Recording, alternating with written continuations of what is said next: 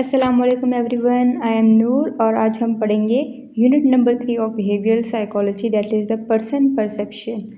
अच्छा, परसेप्शन का मतलब क्या होता है? परसेप्शन का मतलब होता है कि हम कैसी चीज़ों को परसीव करते हैं, हम कैसी चीज़ों को अपने अंदर लेते हैं, हम कैसी चीज़ों को देखते हैं, उनके बारे में क्या सोचते हैं। How we see our selves and others, कि हम खुद को कैसे देखते हैं और हम दूसरों को कैसे देखते हैं, उनके बारे में क्या सोचते हैं, क्या राय रखते हैं। ठीक है, तो ये होता है परसेप्शन। परसेप्शन का क्या मतलब हुआ कि मतलब हम लोगों को देखते हैं, हम एक चीज़ को देखते हैं। ठीक है, ये बंदा तो सीरियस है, तो मतलब ये नॉर्मली सीरियस लग रहा है, तो इससे ज़्यादा बात नहीं करनी, वरना हो सकता है ये गुस्सा हो जाए। तो ये हमारा परसेप्शन है कि हम चीज़ों को कैसे देखते हैं, किस नज़रिए से हम उनको देखते हैं। ठीक है। अच्छा, ऑब्जेक्टिव्स की सबसे पहले हम बात करेंगे। तो at the end of this unit learner will be able to understand the basic principles of the social perception. ठीक है, understand the process of self and other perception, कि हम खुद के बारे में क्या सोचते हैं और दूसरों के बारे में क्या सोचते हैं, and sources of errors involve in formulating such perception. और हम कौन कौन सी सोर्सेज ऑफ एरर्स, ऐसे कौन से एरर्स आ जाते हैं जिनकी वजह से हम इन परसेप्शन को गलत समझ लेते हैं। Discuss the perceptual inaccuracy with reference to the prejudice and identify ways to approach self and others positively। ठीक है, अब आते हैं हम सोशल साइकोलॉजी के ऊपर। सोशल साइकोलॉजी का क्या मतलब होता है? मतलब आप कहीं पर बैठे हुए हो, इर्द गिर्द लोगों का हुजूम है, तो आपने एक बंदे को देखा कि वो मैनर्स से आराम आराम से खाना खा रहा है, तो आपने उसके बारे में सोचा कि अगर ये काम मैनर्स से कर रहा है तो हो सकता है कि बहुत ज़्यादा डिसिप्लिन बंदा हो, इसके सारे काम ही ऐसे हो। आपने दूसरे बंदे को देखा, वो बहुत हंस रहा है, खुश हो रहा है, हर किसी से बात कर रहा है, तो आपको लग रहा है कि वो हर किसी के साथ खुश होगा, हर किसी से अच्छे से बात करेगा, क्योंकि वो उसके अखलाक अच्छे हैं। आपको उसके अंदर का कुछ नहीं पता। ठीक है, तो ये हमारे पास होती है सोशल साइकोलॉजी, कि हम लोगों के बारे में क्या सोचते हैं या लोगों की वजह से हम पर क्या असर होता है। ठीक है, तो यह है the branch of psychology that studies how people think, कि लोग क्या सोचते हैं, फील करते हैं, एंड बिहेव, या अपना उनका बिहेवियर कैसा होता है इन अ सोशल सिचुएशन, एक सोशल सिचुएशन में बैठकर। अच्छा, 2 बेसिक एरियाज हैं हमारे पास सोशल साइकोलॉजी के। एक है सोशल कॉग्निशन एंड दूसरा है हमारे पास सोशल इन्फ्लुएंस। तो सोशल कॉग्निशन का क्या मतलब होता है? इसका मतलब होता है कि ये जो लोग हैं उनके बारे में हम क्या सोचते हैं, ये अपने पास लिख के रख लो, क्योंकि ये चीज़ इंसान भूल जाता है। तो आई होप कि आपके पास कोई पेन पेंसिल होगा जहाँ पर आप नोट्स के ऊपर ये सब कुछ लिखेंगे ताकि आपको याद रहे।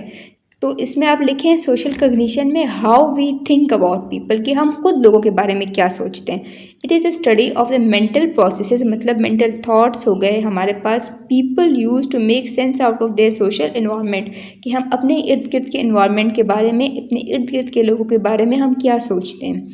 अब है सोशल इन्फ्लुएंस। सोशल इन्फ्लुएंस का मतलब होता है how people change us, how people affect us, कि लोग हम पर कैसे असरअंदाज होते हैं। ठीक है, कि लोग ऐसा क्या करते हैं या फिर उनका बिहेवियर जो है वो हमें कैसे चेंज करता है। It is a study of the effect of situational factors, अपने इर्द गिर्द के जितने भी फैक्टर्स हैं, एंड अदर पीपल, और दूसरे लोगों का जितना भी इफेक्ट है वो एक इंडिविजुअल के बिहेवियर के ऊपर क्या होगा, कि एक इंडिविजुअल ही जो है वो डर जाएगा, वो गुस्सा हो जाएगा, या फिर वो जो है वो सहमा हुआ बैठेगा, या इस तरीके से कि सोशली उसके ऊपर कैसा इम्पैक्ट आता है। ठीक है। अच्छा, अब है परसेप्शन, वही चीज़, अ वे ऑफ रिगार्डिंग, अंडरस्टैंडिंग और इंटरप्रेटिंग समथिंग, अ मेंटल इम्प्रेशन। मतलब ये अ वे ऑफ रिगार्डिंग, कि हम एक चीज़ को कैसे हवाला देते हैं, उसके बारे में हम कैसे सोचते हैं, उसको हम किस चीज़ से रिलेट करते हैं, या फिर उसको हम कैसे अंडरस्टैंड करते हैं, या इंटरप्रेटिंग समथिंग, या हम एक चीज़ का क्या मतलब अखज़ करते हैं या उसका क्या मतलब निकालते हैं।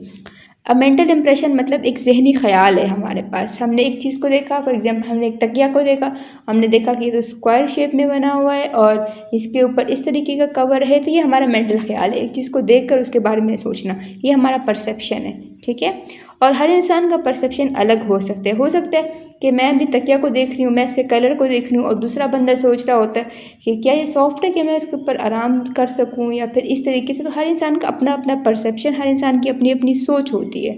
ठीक है, अब है हमारे पास परसेप्शन इज़ ऑर्गेनाइजेशन, चीज़ों को इकट्ठा करना, उनको देखना, उनको आइडेंटिफाई करना and interpreting of sensory information, ठीक है। फिर उनको इनका मतलब निकालना, उनमें से सेंस जो आपने चीज़ों को सेंस किया है, अपनी आंखों से देखा है, अपने कानों से सुना है, आपने जो अपनी नाक से सूंघा है, तो वो जो सेंसरी इन्फॉर्मेशन आपकी आई है उनका मतलब निकालना, ठीक है। इंटरप्रिटेशन का क्या मतलब होता है? उनका मतलब निकालना।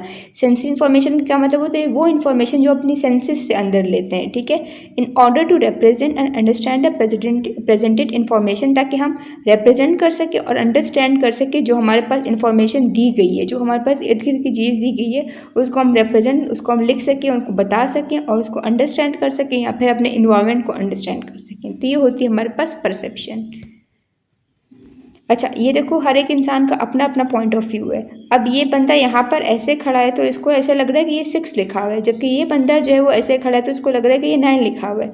तो हम किसी को ये नहीं कह सकते कि तुम्हारा नज़रिया गलत है, तुम गलत सोच रहे हो, नहीं। हर इंसान के सोचने का अपना एंगल होता है, अपना परसेप्शन होता है, ठीक है। तो हम परसेप्शन को ये कह सकते हैं कि हमारे सोचने का एक एंगल है। अच्छा, उसके बाद यहाँ पर पर्सन परसेप्शन, अब ये क्या है? In social psychology, the term person perception refers to different mental processes that we use to form impressions of other people. मतलब ये कि परसेप्शन तो क्या था कि हम हर चीज़ के बारे में क्या सोचते हैं। पर्सन परसेप्शन का मतलब ये होता है कि हम इंसानों के बारे में क्या सोचते हैं। क्या है हमारे पास कि डिफरेंट मेंटल प्रोसेसेस हम यूज़ करते हैं, अपने डिफरेंट थॉट्स यूज़ करते हैं, that we use to form the impressions, ताकि हम ख्याल बना सकें उससे ऑफ अदर पीपल, दूसरे लोगों का। फॉर एग्जांपल, ये इंसान जो है ये हंस रहा है, बार बार हंस रहा है, हर बात पर हंस रहा है, तो ये फ़नी होगा, मेरी बात पर भी हंस सकता है, ठीक है। तो फिर उससे उस इंसान के सामने इंसान थोड़ा सा कंफर्टेबल हो जाता है, उसकी फिर टेंशन नहीं होती कि ये मुझे जज करेगा। लेकिन अगर इंसान सीरियस बैठा हुआ है और आपको सिर्फ घूर रहा है, आपको देख रहा है, तो आप ज़्यादा बात नहीं कर सकते उसके सामने, ठीक है। तो ये होता है एक पर्सन परसेप्शन।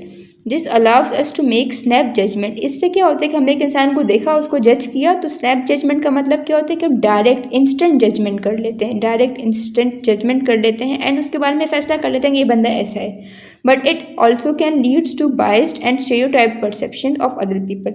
लेकिन इसका क्या नुकसान है कि इससे हम बाइसिंग कर सकते हैं। फॉर एग्जाम्पल, ये बंदा जो है ये इस तरीके से लिख रहा है, तो मैं भी तो ऐसे ही लिखता हूँ, तो हो सकता है ये मेरी तरह हो। मतलब जानिबदाराना फैसला करना कि एक इंसान को अपनी तरह समझना या फिर उसकी साइड लेना, इसको हम बाइसिंग कहते हैं। या फिर स्टीरियोटाइप परसेप्शन। स्टीरियोटाइप मैंने आपको पहले भी बताया था। इसका क्या मतलब होता है? इसका मतलब होता है कि एक ग्रुप ऑफ पीपल है, ठीक है, उनके बारे में आप क्या सोचते हो। फॉर एग्जांपल, अगर आप ऐसे देखा जाए कि एशियंस हैं हमारे पास, तो जो बाहर के लोग हैं वो एशियंस के बारे में क्या सोचते हैं कि ये बहुत गरीब होंगे, या इस तरीके का होता है कि जितने भी एशियन उनको देखेंगे उनको गरीब लगेंगे, ठीक है। इस तरीके से अगर एक लोग बाहर के बारे में, पाकिस्तान के बारे में क्या सोचते हैं कि पाकिस्तानी जो होते हैं वो बहुत ज़्यादा हमारे पास मेहमान नवाज लोग होते हैं। तो जितने भी, अब एक बंदा है वो पाकिस्तानी है, ठीक है, तो उनको लगेगा कि हर बंदा ही हमारे पास, हर पाकिस्तानी ही मेहमान नवाज होगा। तो एक ग्रुप ऑफ पीपल को एक टैग दे देना, एक नंबर ऑफ पीपल को, एक ग्रुप ऑफ पीपल को एक टैग, एक सिंगल टैग दे देना, उसको हम क्या कहेंगे? उसको हम स्टीरियोटाइप कहेंगे। जैसे फॉर एग्जांपल हम ये बोलते हैं कि जो अमेरिकन्स हैं वो मटीरियलिस्टिक होते हैं, ठीक है, वो सिर्फ पैसे के बारे में सोचते हैं। तो हम किसी एक सिंगल अमेरिकन को भी देख रहे हैं तो हम यही बोलेंगे कि ये भी वही अमेरिकन मटीरियलिस्टिक है। हालांकि हो सकते हैं वो डिफरेंट हो, लेकिन हमने एक ग्रुप ऑफ पीपल को एक टैग दे रखा है कि तुम ऐसे ही हो, ठीक है। हम बोलते हैं कि अफ्रीकन जो हैं वो काले होते हैं, फॉर एग्जाम्पल, ठीक है। तो हम अगर हम एक वाइट अफ्रीकन को देखेंगे तो हम बोलेंगे नहीं नहीं, तुम तो अफ्रीकन हो ही नहीं, क्योंकि अफ्रीकन तो काले होते हैं, ठीक है। तो इस तरीके से होता है कि स्टीरियोटाइपिंग का क्या मतलब होता है कि एक ग्रुप ऑफ पीपल को एक ट्रेट या एक करेक्टर दे देना कि तुम ऐसे ही होगे, ठीक है। उनके बारे में एक आम राय क्या है, लोग उनके बारे में क्या सोचते हैं आम तौर पर। There are two types on person perception के। 2 टाइप्स हैं, एक है इनडायरेक्ट, एक है डायरेक्ट, ठीक है। तो सबसे पहले हम पढ़ेंगे इनडायरेक्ट पर्सन परसेप्शन। इसका क्या मतलब होता है? Many of the personal attributes, जो पर्सनल ट्रेड्स होते हैं, एक इंसान के जितने भी ट्रेड्स, उसके किरदार के अंदर जितनी भी बातें होती हैं ना, ये कि ऑनेस्टी है इसके अंदर मतलब ट्रूथफुलनेस है, तो जितने भी उसके ट्रेड्स होंगे, that observer may want to know, जो ऑब्जर्वर्स को देख रहे हैं वो उसके बारे में जानना चाहता है, ठीक है। तो वो हमारे पास डायरेक्टली ऑब्जर्वेबल नहीं होंगे, हम उसको डायरेक्टली नहीं देख सकेंगे। ठीक है, जैसे फॉर एग्जांपल लॉयल्टी होगी, आप एक इंसान का 2 मिनट बैठ कर ये तो नहीं मालूम कर सकते ये लॉयल है कि नहीं है, ये ऑनेस्ट है कि नहीं है, या ये कॉन्टेम्प्टेबल है कि नहीं है, मतलब हकारत के काबिल या फिर नफ़रत के काबिल, कि इसके ऐसे कुछ काम है जिनकी वजह से नफ़रत की जा सके। ठीक है, तो ये हमारे पास इनडायरेक्ट पर्सन परसेप्शन क्या होती है कि इंसान के वो ट्रेड्स, ठीक है, जिनके बारे में आप डायरेक्ट मालूम नहीं कर सकते। देन है हमारे पास direct person perception. Direct person perception का मतलब ये होता है कि many of the people attributes many of the personal attributes that observer notice about another person need not to be inferred, यानी उनके बारे में हमें इंफॉर्मेशन की ज़रूरत नहीं होती या उनको बताने की ज़रूरत नहीं होती, हमें दिख जाते हैं, because they are directly observable, वो हमें सामने नज़र आ जाते हैं and therefore noted immediately, और उनको हम डायरेक्टली नोट कर लेते हैं। Some of the These attributes include the categorical judgment about other people such as their sex, के उनका जेंडर कौन सा, उनका सेक्स कौन सा है, कि वो मेल है या फीमेल, आपको देख कर ही पता चल जाएगा। उनकी रेस के वो ब्लैक है या वाइट है, या फिर उनकी एज क्या है, लगभग 20 साल के करीब होगी, 30 साल के करीब होगी, तो आपको उनको देख कर ही पता चल जाता है, लेकिन इनडायरेक्ट में आपको देख कर पता नहीं चलता। अब सिचुएशन, जैसे for example you are buying a used car, अब आप एक यूज्ड कार को ख़रीद रहे हो, you ask the owner whether there is anything wrong with it, he looks you in the eyes and say no way this is in perfect shape, do you believe him. तो यही है कि अब आप एक चीज़ को देख कर तो डायरेक्टली अंदाज़ा नहीं लगा सकते ना कि ये हमारे पास ऐसी होगी कि नहीं होगी। इसी तरीके से यहाँ पर देख लो, तो एक और एग्जाम्पल दी हुई है। Imagine you are a professor and the day after you give a midterm exam to your class, one of the students came to see you and with a look of pure innocence says, "I'm sorry I missed the exam due to death of my uncle. I want to take a makeup exam. Do you accept this story?" और एक मतलब यही है कि एक बच्चा आपके सामने आ जाए और आपको बोले कि मेरे अंकल की डेथ हो गई थी इसलिए मैंने एग्जाम अटेंड नहीं किया, तो क्या आप उसकी मासूमियत पर आप यकीन कर लोगे? तो वो तो आपको नहीं पता ना, क्योंकि वो तो हमारे पास कौन सा ट्रेड है, इनडायरेक्ट ट्रेड है उसकी मासूमियत। ठीक है, उसकी मासूमियत तो डायरेक्ट है, लेकिन कि वो झूठ बोल रहा है नहीं बोल रहा, वो तो इनडायरेक्ट है, तो हमें कैसे पता चलेगा कि ये सच बोल रहा है कि नहीं बोल रहा। अब है हमारे पास सोशल परसेप्शन। ये क्या है, हमारे पास ये है एक्टिव प्रोसेस और set of processes through which we seek to know and understand others. ठीक है, ये एक ऐसा एक्टिव प्रोसेस है, एक्टिव प्रोसेस मतलब जिसमें 2 चीज़ें शामिल हों। ठीक है, और set of processes through which we seek to know, हम दूसरों को जानने की कोशिश करते हैं, एंड अंडरस्टैंड अदर, और दूसरों को समझने की कोशिश करते हैं। ठीक है, ये सोशल परसेप्शन है। It is one of the most basic. आजकल तो हर बंदा सोशली परसेप्टेबल है, हर बंदा सोचता है कि इस इंसान ने मुझे ये क्यों बोला, क्या इसकी अपनी कोई रीजंस हैं। An important aspects of social life, we try to understand other people's current feeling, हम क्या करते हैं दूसरों की करंट फीलिंग्स को समझने की कोशिश करते हैं कि अभी इस वक्त उसका वो क्या सोच रहा है, उसका मूड क्या है, उसके इमोशंस क्या है, how they are feeling right now, often provided by non verbal cues, और उसकी शक्ल से ही हमें पता चल जाता है। नॉन वर्बल क्यूज़ मतलब, क्यूज़ का मतलब होता है इशारे, मतलब उसकी शक्ल के जो इशारे होते हैं, या फिर नॉन वर्बल क्यूज़ का मतलब ये होता है कि डायरेक्टली वो आपको बोल कर नहीं बताता, लेकिन उसकी अंदाज से आपको पता चल जाता है, including the facial expressions, eye contact, body posture and movement. ठीक है, इससे आपको पता चल जाएगा कि इसमें क्या मसला है, अपसेट है, हैप्पी है, या फिर क्या है।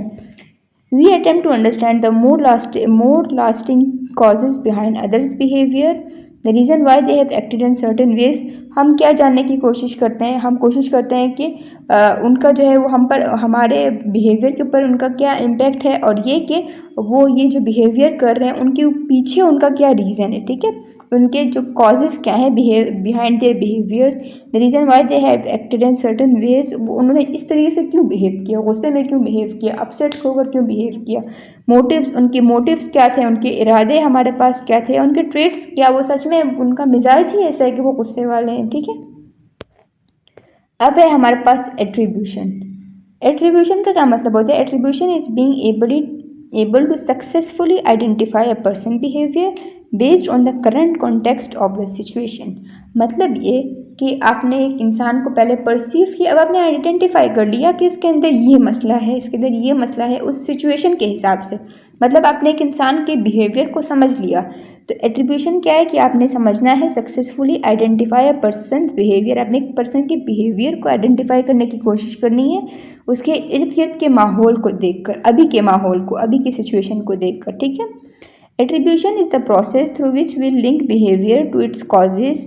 एट्रीब्यूशन क्या है, हमारे पास एक प्रोसेस है जिसकी वजह से हम लिंक करते हैं बिहेवियर को किस चीज़ से, उनके कॉजेज से, कि उसने ये बिहेव किया तो उसके पीछे उसकी साइकोलॉजी क्या थी, उसका क्या रीज़न था, तो द इंटेंशंस के, उनके इरादे क्या थे, डिस्पोजिशन का मतलब क्या होता है, क्योंकि फितरत में ये चीज़ शामिल है या फिर नहीं है, and events that explain why people acted the way they do, और वो इवेंट जिनकी वजह से हमें पता चल जाता है कि पीपल उन्होंने ऐसा किया तो क्यों किया। For example if you are at wedding, अगर आप एक शादी में हैं एंड यू एट्रीब्यूट, और आप ये देखते हो कि हर एक खुश है, तो आप ये बोलोगे कि क्यों खुश है, क्योंकि शादी की वजह से सब खुश हैं, शादी में सब सेलिब्रेशन कर रहे हैं। Attribution helps the individual understand and rationalise the behaviour of others. Attribution से इंसान को ये हेल्प मिलती है कि वो दूसरे को अंडरस्टैंड कर सके और रैशनलाइज, और एविडेंस उसको मिल जाता है कि दूसरे का जो बिहेवियर है वो किसकी वजह से है, through the use of information. उस इन्फॉर्मेशन को यूज़ करके, जो उसको ऑब्जर्वेशन की होती है ना, उसको यूज़ करके वो ये मालूम कर लेते हैं कि उसका ये बिहेवियर ऐसा क्यों है। अब है हमारे पास टाइप्स ऑफ एट्रीब्यूशन। हमारे पास एट्रीब्यूशन की 2 टाइप्स हैं, एक है डिस्पोजिशनल एट्रीब्यूशन और एक है सिचुएशनल एट्रीब्यूशन। डिस्पोजिशनल का क्या मतलब होता है? इसका मतलब होता है कि हमारे अंदर के मतलब हमारे अंदर के ट्रेड्स, ठीक है, हमारे अंदर के हालात ख़राब हैं। Dispositional attributes assigns the cause of behaviour, उनका बिहेवियर ख़राब है या फिर उनका बिहेवियर चेंज है या उनकी चेंजेस ऑफ बिहेवियर जितने भी हैं to some internal characteristic of a person, एक इंटरनल करेक्टर की वजह से, rather than to the outside forces. बाहर कुछ भी ऐसा नहीं हुआ कि किसी ने उसको गुस्सा दिला दिया, बस वो अंदर से ही गुस्सा है, तो इसलिए उसका बिहेवियर ऐसा है कि वो गुस्सा शो कर रहा है। अब बंदा कंफ्यूज होकर खड़ा होगा कि इसको मसला क्या, ये क्यों चीज़ें तोड़ फोड़ कर रहे हैं, गुस्से में क्यों, कुछ हुआ भी नहीं है और मैं भी गुस्सा है ना, तो इस चीज़ में दूसरे बंदे को बड़ा गुस्सा आता है कि क्या मसला है इसको। तो ये हमारे पास क्या है, डिस्पोजिशनल एट्रीब्यूशन है। अब सिचुएशनल क्या होती है, the process of assigning the cause of behaviour, कि आप एक इंसान को बोल रहे हो कि आपका बिहेवियर ऐसा है टू सम सिचुएशन, किसी सिचुएशन की वजह से, कि किसी ने उसको थप्पड़ मार दिया या गुस्सा दिला दिया, और event outside a person control, या फिर एक इंसान के कंट्रोल से बाहर कुछ ऐसा हुआ है, ठीक है, जो मतलब बाहर के एनवायरनमेंट में कुछ ऐसा हुआ जिसकी वजह से उसका बिहेवियर ऐसा है, rather than to some internal characteristic, अंदर की वजह से ऐसा नहीं है, ठीक है, सिचुएशन की वजह से ऐसा है। अब है हमारे पास थोड़ी सी इंपॉर्टेंट चीज़ इस चैप्टर की, दैट इज़ द कैलीज कोवेरिएशन मॉडल। इसका क्या मतलब होता है? कैलीज जो थे 1967 में उन्होंने एक मॉडल पेश किया जिसको हम क्या कह सकते हैं, best known as the attribution theory. इसको हम क्या कह सकते हैं कि हमारे पास एट्रीब्यूशन थ्योरी है। अच्छा, कि एक इंसान जो है वो असल में हमारे पास एक प्रॉब्लम ये आई थी कि जब हमारे पास 2 सिचुएशंस आई थी, एक थी हमारे पास डिस्पोजिशनल एट्रीब्यूशन, एक थी हमारे पास सिचुएशनल एट्रीब्यूशन। तो हमें समझ में नहीं आती कि इस बंदे के अंदर मसला क्या है, अगर ये गुस्सा हो रहा है तो इसका क्या इशू है, कि बाहर का माहौल की वजह से कोई मसला है या फिर अंदर के माहौल की वजह से कोई मसला है। तो ये जो थ्योरी थी ना, ये हमारे पास इसी चीज़ के लिए थी कि आपको ये मालूम हो सके कि इसके अंदर मसला बाहर के माहौल की वजह से है या फिर अंदर के माहौल की वजह से है। तो he developed a logical model for judging whether a particular action should be attributed to some characteristic, मतलब वो डिपोजिशनल हो सकता है ऑफ द पर्सन या फिर इन्वायरमेंट सिचुएशनल हो सकता है। तो उसको जज करने के लिए उसने लॉजिकल मॉडल बनाया था। He argues that in trying to discover the cause of behavior, people act like scientist. उन्होंने ये बात मतलब उसके ऊपर बहस छेड़ दी थी कि जो लोग दूसरे का बिहेवियर मालूम करने की कोशिश करते हैं ना कि इनका बिहेवियर ऐसा क्यों है, तो बिल्कुल साइंटिस्ट ही बन जाते हैं, क्योंकि वो भी तो एक एक्सपेरिमेंट करता है साइंटिस्ट। इस तरीके से लोग भी एक्सपेरिमेंट करते हैं, उनको ऑब्जर्व करते हैं। More specifically they take into account 3 kind of evidence. तो वो हमारे पास 3 एविडेंस के ऊपर गौर करते हैं। एक है कॉन्सेंसस है हमारे पास, दूसरा है डिस्टिंक्टिवनेस और तीसरा हमारे पास कंसिस्टेंसी। अब इनका मतलब क्या है? सबसे पहले है कंसेंसस। कंसेंसस का मतलब होता है इत्तेफाक राय, मतलब आपके साथ कितने लोग उस चीज़ में शामिल हैं। The extent to which other people behave in the same way in a similar situation, मतलब कि कितने लोग, कितने नंबर ऑफ पीपल एक ही सिचुएशन में उसी तरीके से बिहेव करेंगे जिस तरीके से आपने बिहेव किया। For example, if everybody in the audience is laughing, मतलब तमाम के तमाम लोग हंस रहे हैं और तुम भी हंस रहे हो, ठीक है, तो उसकी वजह से उनका कंसेंसस क्या हो जाएगा, वो हाई हो जाएगा, क्योंकि सब लोग हंस रहे हैं, तो जिस तरीके से लोग बिहेव करें मैं भी वैसे ही बिहेव कर रहा हूँ, तो उनका कंसेंसस हाई होगा। और अगर सिर्फ टॉम हंस रहे हैं और बाकी लोग नहीं हंस रहे तो उनका कंसेंसस लो हो जाएगा। इस मॉडल को हम जो है वो साइकोलॉजी में भी इस्तेमाल कर सकते हैं। फॉर एग्जाम्पल, एक क्रिमिनल है तो उसके लिए भी हम इस मॉडल को यूज़ कर सकते हैं। फिर है हमारे पास डिस्टिंग्विशनेस, ठीक है। डिस्टिंग्विशनेस का क्या मतलब, डिस्टिंक्टिवनेस का क्या मतलब होता है हमारे पास, मतलब खासपन। The extent to which the people behave in the same way in similar situation. कि मतलब देखो, if Tom only loves as this, मतलब एक बंदा जो है, एक पर्सन जो है, वो एक सिचुएशन आ गई उसके पास, सेम सिचुएशन है, तो वो कितनी बार जो है वो उसमें एक ही तरीके से बिहेव करेगा। ठीक है। If Tom only loves at this comedian, मतलब ये एक ऐसा शो है, एक हंसने वाला जोक है, जोक वाला शो है, तो टॉम जो था सिर्फ इसी के अंदर हंसता है। The distinctiveness is high. ठीक है। तो डिस्टिंक्टिवनेस क्या हो जाएगी हमारे पास, डिस्टिंक्टिवनेस हमारे पास उसकी हाई हो जाएगी, क्योंकि जब भी वो कॉमेडियन शो होता है तो वो टॉम हंसता है, बाकी लोगों से उसको फ़र्क नहीं पड़ता, बाकी लोग हंसे या ना हंसे, लेकिन इस स्पेसिफिक शो के अंदर वो टॉम हंसता है। ठीक है। इफ़ टॉम लव्स एवरीथिंग, और अगर वो हर चीज़ के ऊपर हंसे तो हमारे पास डिस्टिंक्टिवनेस क्या, हमारे पास क्या हो जाएगी, वो लो हो जाएगी, क्योंकि वो तो हर चीज़ के ऊपर हंस रहा है, सिर्फ एक स्पेसिफिक शो के ऊपर नहीं हंस रहा। देन है हमारे पास कंसिस्टेंसी। कंसिस्टेंसी भी यही है कि वो कितनी बार उसी तरीके से बिहेव करेगा। The extent to which the person behaves like this every time the situation occur, जब भी ऐसी सिचुएशन आएगी तो वो पर्सन कितनी बार उसी तरीके से बिहेव करेगा। For example, if Tom always loaf at this comedian the consistency is high, अगर टॉम हमेशा हंसता है इस कॉमेडियन के, मतलब उसके ऊपर, जोक्स के ऊपर, तो हमारा हम ये कह सकते हैं कि उसकी कंसिस्टेंसी हाई है। और अगर वो बहुत कम हंसता है, कभी कभी हंसता है, तो हमारे पास कंसिस्टेंसी क्या हो जाएगी, वो लो हो जाएगी। अच्छा, यहाँ पर ये आई होप ये आपको समझ नहीं आई होगी शायद, तो आपको ये टेबल थोड़ा समझा ही देती हूँ कि इसमें क्या बात हो रही है। सम कॉमन एट्रीब्यूशन बाइसेस, इसका क्या मतलब होता है कि कुछ ऐसे एट्रीब्यूशन बाइसेस, मतलब ये कि हम एक इंसान को देखकर उसको जज कर लेते हैं बगैर ये जाने कि हो सकता है इसके पीछे कोई रीज़न हो, या फिर बस हम उसको डायरेक्ट जजमेंट, हम जो है स्नैप जजमेंट, वो डायरेक्ट कर लेते हैं। तो हम ऐसी कौन कौन सी गलतियाँ करते हैं एक इंसान को जज करने में, उसको परसीव करने में, तो वो यहाँ लिखी हुई हैं। सबसे पहले है फंडामेंटल एट्रीब्यूशन एरर। तो इसका क्या मतलब होता है फंडामेंटल एट्रीब्यूशन एरर, मतलब ये कि we tend to explain the behaviour of other people by attributing their behaviour to internal personal characteristics. हम क्या करते हैं कि एक इंसान अगर गुस्से में है तो हम बोलते हैं कि यार ये तो हवा गुस्से में ही रहता है, ये तो है ही ऐसा, इसका अंदर ही ख़राब है, इसके अंदर मसला, कोई टेंशन चल रही होगी, हमारा भी दिमाग ख़राब कर रहा है। तो मतलब ये कि हम दूसरों के बारे में हम ये कहते हैं कि इसके अंदर की वजह से ये मसला है, ठीक है, ये है ही ऐसा। लेकिन अगर हम खुद देखें अपने आप को, अगर हम अपने आप को देखें, हम बोलते हैं कि उसने मुझे गुस्सा दिलाया तो मैंने ऐसे बिहेव किया, और दूसरे बार के बारे में आप ये बोल रहे हो कि उसने ऐसा बिहेव इसलिए किया क्योंकि वो है ही ऐसा। वाइल अंडर एस्टिमेटिंग और ignoring the effect of external या फिर सिचुएशनल फैक्टर, और उसके बारे में आप एक्सटर्नल फैक्टर को इग्नोर कर रहे हो, ठीक है, और सिर्फ ये कह रहे हो कि वो अंदर से ही ऐसा है। Actor observer discrepancy. डिस्क्रिपेंसी का मतलब होता है फ़र्क एक्टर और ऑब्जर्वर के दरमियान। मतलब ये कि एक इंसान जो वो खुद काम कर रहा है वो, और एक ऑब्जर्वर जो सिर्फ उस काम को करते हुए देख रहा है उस बंदे को, उनके दरमियान कितना फ़र्क होता है। We are all the actor, हम तमाम एक्टर्स हम करते रहते हैं कुछ ना कुछ। We tend to attribute our behaviour to external causes. तो अगर हम एक्टर्स हैं, हम एक काम को कर रहे हैं, तो हम क्या करते हैं, we tend to attribute our own behaviour to external causes. हम ये बोलते हैं कि एक्सटर्नल किसी काज की वजह से हमारा ये बिहेवियर, हमें गुस्सा आया क्योंकि उसने हमें थप्पड़ मार दिया, ठीक है। When we are the observer, अब हम किसी के ऑब्जर्वर हैं, हम किसी को देख रहे हैं, ठीक है, observer of someone else behaviour, we tend to attribute the behaviour to internal causes. वही बात है कि हम उनके जो बिहेवियर है उसको ये बोलते हैं कि इसके अंदर की वजह से ही कोई मसला है, बाहर की वजह से कोई मसला नहीं है। तो हम अपने और एक दूसरे के दरमियान कितना बड़ा फ़र्क करते हैं। अब है ब्लेमिंग द विक्टिम। मतलब ये कि when we are unable to help the victims of misfortune, मतलब अगर हम जो नसीब के मारे होते हैं या जो बहुत गरीब बेचारे लोग होते हैं, तो अगर हम उनकी हेल्प नहीं कर सकते ना, तो हम ये बोलते हैं ये इसकी वजह से ही हुआ है, क्योंकि ये काम नहीं करता था, ये वो नहीं करता, ये वो नहीं करता, तो लाजमी तो नहीं है कि वो उसकी वजह से हुआ हो सकता है वो अपनी पूरी मेहनत करो, तुम्हें नज़र नहीं आ रहा वो सब कुछ। We tend to blame them for causing their own misfortune, हम उनको ब्लेम करते हैं कि तुम्हारी वजह से, ये तो तुम्हारी बदनसीबी तुम्हारी वजह से ही है, क्योंकि तुम कुछ कर नहीं रहे, और for not taking steps to prevent or avoid it, क्योंकि तुम ऐसा कुछ नहीं कर रहे जिसकी वजह से तुम इसको ख़त्म कर सको या फिर अवॉइड कर सको।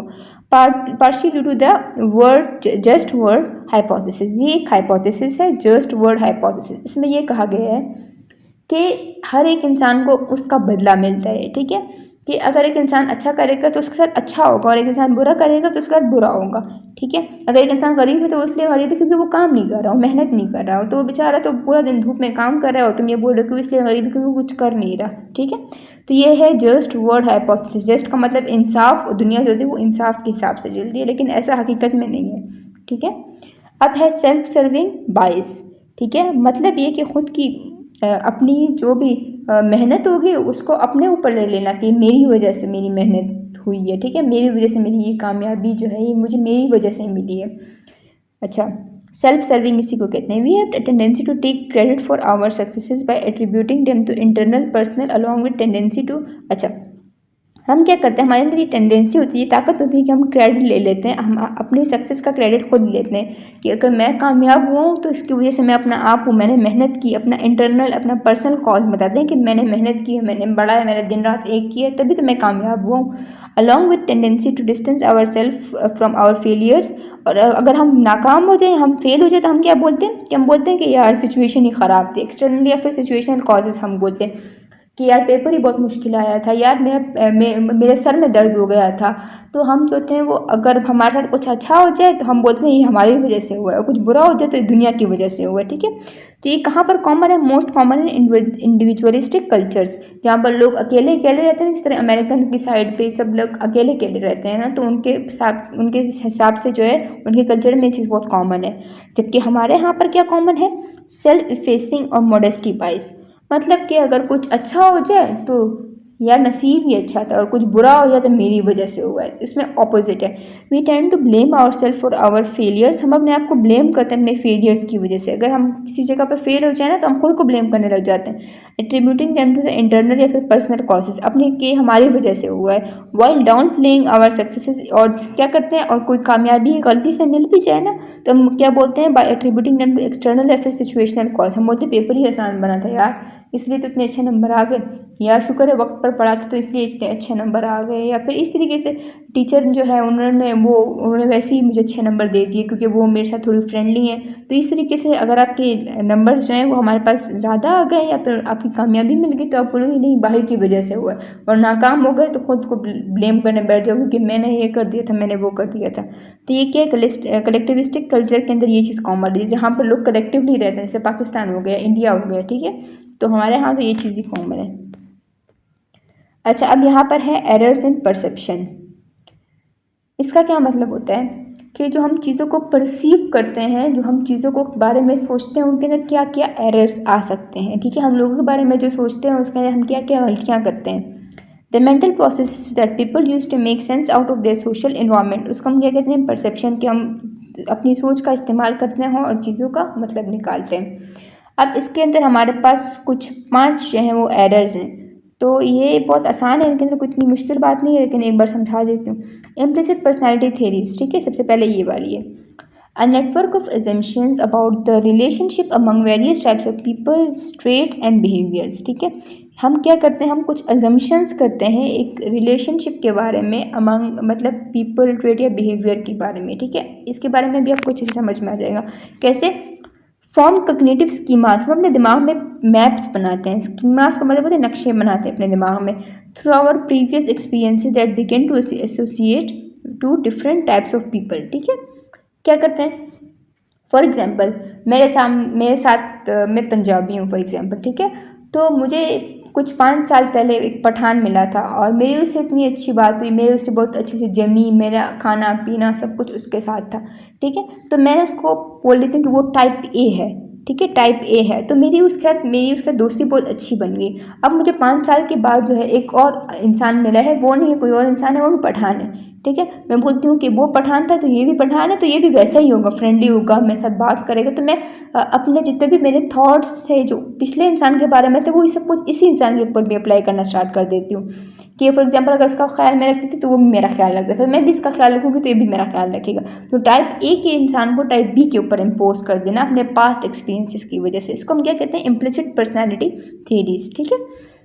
When we perceive someone to be a particular type, ठीक है, जब हम एक इंसान को समझते हैं कि वो भी उसी टाइप का होगा, we assume the person will display the traits and behaviours and other of that type display. तो हम ये इमेजिन कर लेते हैं कि वो पठान ऐसा था तो ये भी ऐसा होगा, अगर वो केयरिंग था तो ये भी केयरिंग होगा, अगर वो सेल्फलेस था तो ये भी सेल्फलेस होगा, अगर वो मेहमान नवाज था तो ये भी मेहमान नवाज होगा। लेकिन ऐसा लाजमी नहीं है, ठीक है, कि हम एक टाइप ए को टाइप बी को ही मतलब दे दें कि ऐसा ही होगा। जैसे फॉर एग्जांपल, अच्छा ये एक शॉर्टकट है जो हमारा ब्रेन बनाता है ना, तो हम एक इंसान को समझने में बहुत ज़्यादा टाइम लेते हैं, तो हमारा ब्रेन बोलते हैं क्या इसको बार बार समझूंगी, तो बेहतर है कि पहले इंसान को ऐसे देखा तो वो भी ऐसा था, ये भी ऐसा ही होगा। तो ये हमारे पास एक शॉर्टकट है, लेकिन ये हमारे पास हमेशा एक्यूरेट नहीं होता, हमारे पास हमेशा सही नहीं होता। For example the trait honesty is associated with hard working. हमारे पास जो ऑनेस्टी का ट्रेट है, मतलब जो ऑनेस्टी है वो हमारे पास किस चीज़ से एसोसिएटेड है, हार्ड वर्किंग के साथ। कि अगर एक इंसान हार्ड वर्किंग होगा तो ऑनेस्ट भी होगा, तो इसका मतलब ये तो नहीं है कि तमाम जितने भी हार्ड वर्किंग लोग हैं वो ऑनेस्ट होंगे, ये लाजमी तो नहीं है। तो हम क्या समझते हैं कि हम बोलेंगे कि जितने भी हार्ड वर्किंग लोग हैं वो तमाम की तमाम के वो ऑनेस्ट है, तो ये हमारे पास एक एरर आ गया। तो ऐसा तो नहीं होता ना, हमारे पास अगर एक इंसान हार्ड वर्किंग है तो लाजमी तो नहीं हो कि वो ऑनेस्ट भी होगा, हो सकता है कि वो ऑनेस्ट ना हो। अब है सेलेक्टिव परसेप्शन।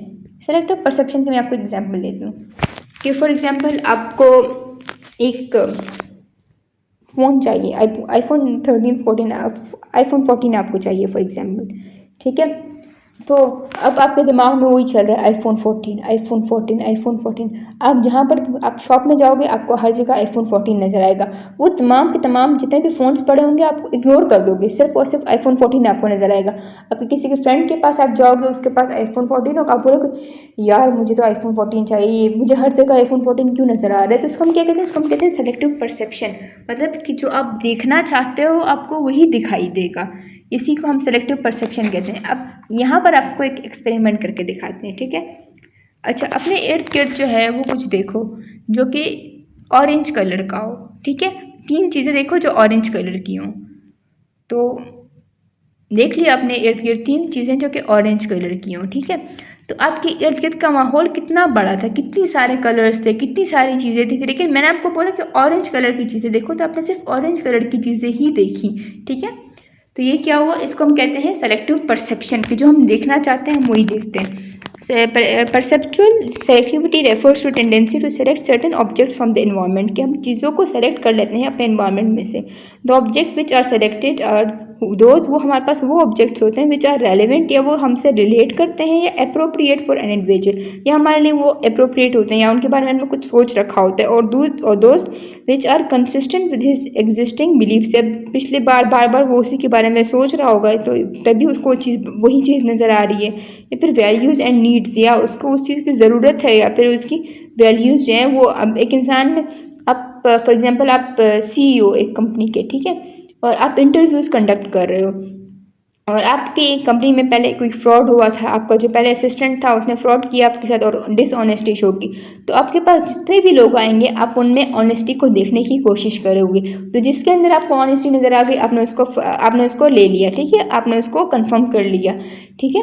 तो ये क्या होता है कि आप सेलेक्टिवली परसेप्शन कर रहे हो कि मैं उस इंसान को सेलेक्ट करूँगा जिसमें ऑनेस्टी होगी, ठीक है। तो selectively enables the perceiver to screen out other, तो इससे क्या होता है कि बाकी लोग निकल जाते हैं, उनको हम नहीं देखते। बट इसमें क्या होता है कि risk of drawing an inaccurate picture, इससे क्या होता है कि आप कोई गलत पिक्चर भी बना सकते हो, आप किसी के बारे में गलत ख्याल भी कर सकते हो सकता है कि वो वैसा ना हो। Because we see what we want to see, हम वो देखते हैं जो हम देखना चाहते हैं। We can draw unwarranted conclusion, हम गलत कंक्लूजन निकाल सकते हैं फॉर एन एम्बिगुअस सिचुएशन, किसी भी सिचुएशन से। People sometimes distort meaning so that they may fit with what they want. लोग कभी कभी क्या करते हैं कि वो चीज़ों को तोड़ मरोड़ देते हैं ताकि उसमें से वही मतलब निकाल सके जो वो सुनना चाहते हैं। फॉर एग्जाम्पल मुझे कोई बोल दे कि तुम फॉर एग्जाम्पल मेरे दिमाग में ये सोच आ जाए कि लोग मुझे इग्नोर करते हैं, तो अगर एक बंदा चाहे वो अपना काम कर रहा है और उसने मेरे को सिर्फ यूँ एक नज़र देखा और फिर से अपने काम में मगन हो गया, तो मैं बोलूँगी देखा उसने मुझे इग्नोर किया। एक दूसरे बंदे ने मुझसे हज़ारों लाखों बातें की, बहुत सारी बातें की, अब किसी ने उसको आवाज़ दी हो तो चला गया, तुम बोलोगे देखो उसने मुझे इग्नोर कर दिया। हालांकि तुम ये भी तो देखो कि तुमसे इतनी सारी बातें भी तो की हैं। तो ये हो जाता है, ये हमारे पास सेलेक्टिव परसेप्शन होता है। ये बहुत कभी कभी गलत भी हो सकता है क्योंकि मैंने उसके इतनी सारी बातों में से वही बात निकाली जो मैं निकालना चाहती थी, इग्नोरेंस वाली बात की, उसने मुझे इग्नोर किया, ठीक है। अब है हमारे पास स्टीरियोटाइपिंग। स्टीरियोटाइपिंग का क्या मतलब होता है? Means judging someone on the base of one's perception of the group to which that person belongs. मैंने आपको पहले भी बता दिया कि एक ग्रुप ऑफ पीपल है, उनके बारे में हम क्या सोचते हैं, एक आम राय क्या है उनके बारे में, ठीक है, वो हमारे पास स्टीरियोटाइपिंग है। मतलब ये कि फॉर एग्जांपल हम बोलेंगे कि अफ्रीकन्स होते हैं वो ब्लैक होते हैं हमारे पास, तो हम तमाम के तमाम अफ्रीकन्स को हम क्या बोलेंगे, वो ब्लैक ही होते हैं, उनके बारे में एक आम राय है, ठीक है। पाकिस्तानी जो है वो करप्ट होते हैं, ठीक है, एग्जाम्पल के तौर पर। तो उनके बारे में, पाकिस्तानियों के बारे में एक आम क्या राय है कि पाकिस्तानी करप्ट होते हैं, तो जो भी उनको पाकिस्तानी नजर आएगा वो ऊपर भरोसा ही नहीं करेंगे, बोलेंगे पाकिस्तानी करप्ट होते हैं। तो एक ग्रुप ऑफ पीपल के बारे में एक राय कायम करना, this is a basic human tendency to perceive an individual, कि हम इंडिविजुअल को परसीव करते हैं belonging to a single class और कैटेगरी, ताकि हम एक क्लास और कैटेगरी को हम कैसे देखते हैं, एक ग्रुप ऑफ पीपल को हम कैसे देखते हैं, अगर वो बंदा उस ग्रुप में से है तो उसको भी हम वैसे ही देखेंगे। हैंस एट्रीब्यूटिंग द फेवरेबल और अनफेवरेबल करेक्टरिस्टिक्स टू इंडिविजुअल, ठीक है। तो उसके हिसाब से फिर हम बोलेंगे कि ये करेक्टर जो होते हैं ये हमारे पास फेवरेबल है, ये नहीं है, based on a widely held generalisation about that group. और क्यों, किस चीज़ की बुनियाद पर? जो हमने जनरलाइज किया होता है, जो हमने सोच रखा होता है उस ग्रुप के बारे में। Some examples of common stereotypes are that American stereo हमारे पास मटेरियलिस्टिक है, ठीक है, तो हम जितने भी किसी एक अमेरिकन को भी देख लेंगे तो हम बोलेंगे तो अमेरिकन मटेरियलिस्टिक होते हैं। जापानीज आर नेशनलिस्टिक, के जापानीज होते हैं वो नेशन से बहुत मोहब्बत करते हैं। एंड जर्मन आर इंडस्ट्रियस, तो हम किसी भी जर्मन को देख लेंगे हम बोलेंगे तुम्हारे मुल्क में बड़ी इंडस्ट्रीज है, तुम सारी इंडस्ट्रीज का काम ही जानते हो। अब है हमारे पास हेलो इफेक्ट, जो कि बहुत मतलब आजकल यूज़ होता है। हेलो इफेक्ट का मतलब होता है refers to tendency of judging people on the basis of a single trait which may be good और बैड, फेवरेबल और अनफेवरेबल। इसका क्या मतलब हुआ कि हमने लोगों को जज किया किस बुनियाद पर? एक सिंगल करेक्टर या एक सिंगल ट्रेट की बुनियाद के ऊपर। फॉर एग्जांपल अगर एक इंसान है और उसके अंदर आपको ऑनेस्टी दिखाई दे गई तो वो ऑनेस्ट है, तो आप बोलोगे कि बस ये ऑनेस्ट है तो बस ये हार्ड वर्किंग भी होगा, ये केयरिंग भी होगा, ये डिसिप्लिन भी होगा, सब कुछ होगा, जितने भी अच्छे ट्रेड्स है वो सामने आपने उसमें शामिल कर दिया। या फिर एक दूसरा इंसान है, उसने वो जो है वो थोड़ा सा रूड है, बदतमीज़ है, तो आप बोलोगे यार ये बदतमीज़ है, ये नशा भी करता होगा, ये ऐसा भी होता होगा, वैसा भी, जितने भी गलत ट्रेड्स है सारे उसी से अपने एसोसिएट करती है, ठीक है। तो इसको हम हेलो इफेक्ट कहते हैं कि एक इफेक्ट की वजह से, एक ट्रेड की वजह से आपने उसके सारे के सारे ट्रेड्स खुद जोड़ दिए। The halo effect is very similar to stereotyping, और ये भी स्टीरियोटाइपिंग ही जैसा है, लेकिन हमारे पास स्टीरियोटाइपिंग में क्या होता है कि वो एक सिंगल कैटेगरी को आपने वो नाम दिया हुआ होता है, जबकि हेलो इफेक्ट में हमारे पास एक सिंगल ट्रेड की वजह से ऐसा होता है।